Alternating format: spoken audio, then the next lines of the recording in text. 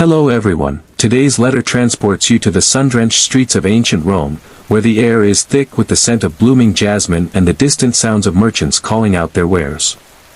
Picture yourself walking along the cobblestone paths, the warm sun kissing your skin, as you weave through bustling crowds. The grandeur of the Forum looms ahead, its marble columns standing tall against the azure sky, whispering tales of power and intrigue. As you stroll, you can almost hear the laughter of children playing nearby, their joy mingling with the clatter of horse-drawn carts. The vibrant colors of the togas worn by the citizens create a tapestry of life, each hue telling a story of its own. But amidst this lively scene, there lies a secret, a forbidden romance that defies the very fabric of society. When words are too heavy to speak, the ink is light enough to carry them. And so, I pen this letter, a testament to love that flourished in the shadows, where the heart dared to dream against all odds. So, before you get comfortable, take a moment to like the video and subscribe, but only if you genuinely enjoy our letters. I invite you to share your location and local time in the comments, as we embark on this journey together, transcending time and space. As I begin to recount this tale, allow yourself to be enveloped in the emotions of the characters, to feel their joys and sorrows as if they were your own. You will witness the beauty of love blossoming in the most unlikely of places, the heartache of betrayal, and the bittersweet taste of longing. In the heart of Rome, where the gods once walked among mortals, I found myself captivated by a young woman named Livia. She was the daughter of a senator, her beauty rivaling that of Venus herself. Her dark hair cascaded down her back like a waterfall, and her eyes sparkled with mischief and intelligence. I was but a humble poet, a mere whisper in the grand tapestry of Rome, yet I felt an undeniable pull towards her. Our meetings were clandestine, stolen moments beneath the moonlight, where the world faded away, and it was just the two of us. We would meet in the gardens of her father's villa, hidden behind the fragrant hedges of rosemary and thyme.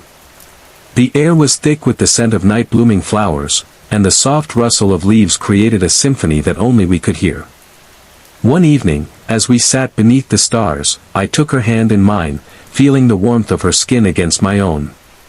"Livia," I whispered, my heart racing, "do you ever wonder what it would be like to be free? To love without fear?" Her gaze met mine, and in that moment, I saw a flicker of hope, a shared dream of a life unbound by the chains of expectation. But the world outside our sanctuary was unforgiving. Livia was promised to a powerful man, a general whose ambition knew no bounds. Their union was a political alliance, a means to strengthen her father's influence. I could see the weight of this burden in her eyes, the conflict between duty and desire. As the days turned into weeks, our secret meetings became more fraught with tension. The shadows of the night felt heavier, as if they were conspiring against us. I would often find myself pacing the marble floors of my modest dwelling, pen in hand, pouring my heart into verses that spoke of love and loss. Each word was a plea, a desperate attempt to capture the essence of what we shared. One fateful night, as the moon hung low in the sky, casting a silvery glow over the city, I arrived at our meeting place only to find Livia in tears. Her delicate frame trembled as she confided in me about her impending marriage. "I cannot bear the thought of being with him," she sobbed, her voice barely above a whisper. "My heart belongs to you, yet I am trapped in a cage of my father's making." In that moment, I felt a surge of determination. "We must find a way," I urged her, my voice steady despite the turmoil within. "Love is worth fighting for, even if it means defying the gods themselves." As we plotted our escape, the thrill of possibility coursed through my veins. We spoke of distant lands, where we could live freely, away from the prying eyes of Rome. The thought of a life together ignited a fire within us, a beacon of hope amidst the darkness. But fate, it seems, had other plans. The very next day, as I wandered through the bustling marketplace, I overheard whispers that sent chills down my spine.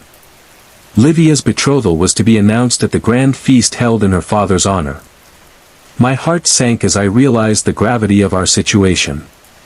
Time was slipping away, and with it, our chance at happiness. As the day of the feast approached, I found myself torn between despair and determination. I penned a letter to Livia, pouring my heart onto the parchment, urging her to meet me one last time before the world closed in around us. "Meet me at the old oak tree by the river," I wrote, "where we first spoke of our dreams.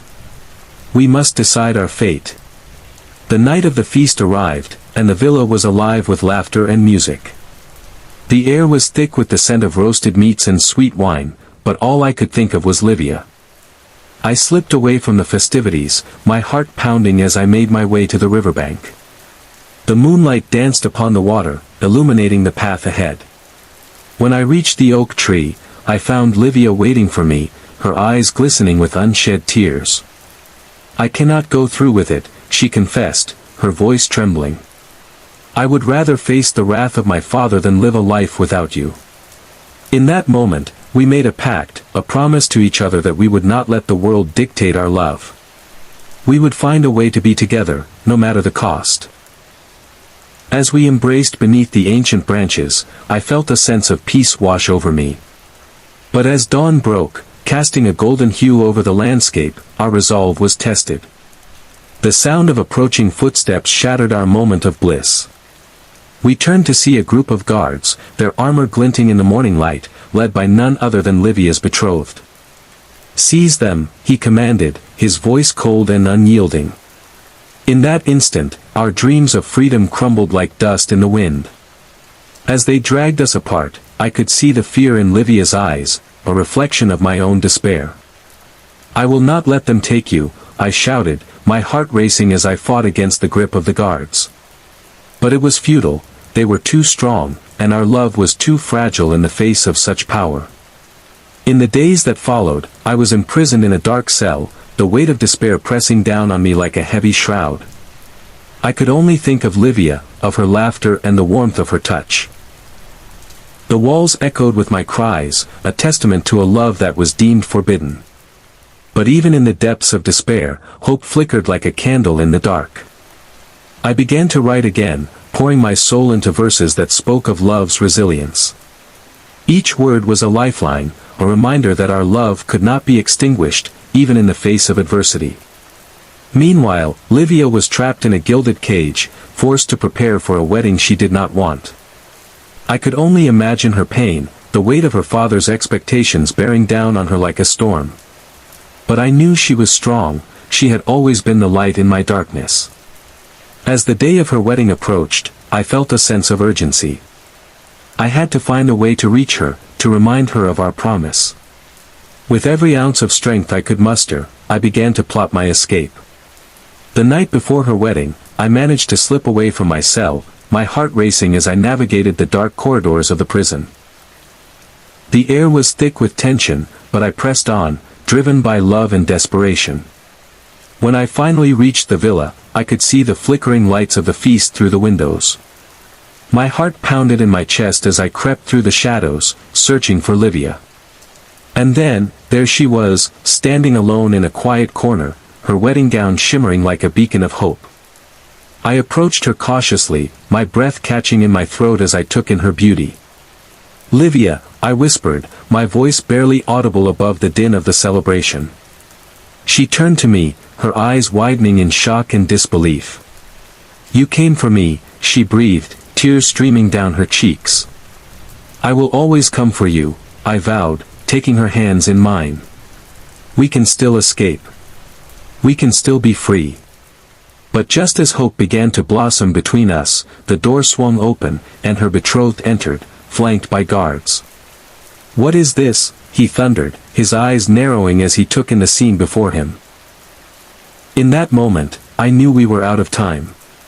The world around us was closing in, and our love was about to be put to the ultimate test. As the guards advanced, I pulled Livia close, my heart racing as I prepared to fight for our love. "No matter what happens, remember our promise," I whispered fiercely. "We will find a way." And with that, we faced the storm together, our hearts intertwined in a dance of defiance against a world that sought to tear us apart.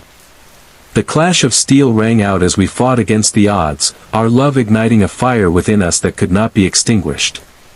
In that moment, we were not just two souls bound by love, we were warriors, ready to face whatever fate had in store for us.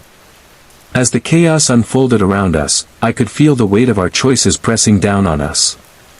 But even in the face of danger, I knew that love was worth every sacrifice.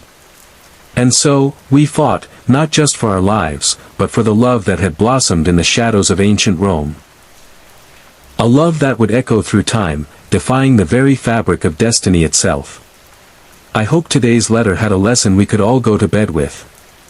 I know you are curious what our next letter holds. Every letter we have in store is more enticing than the last.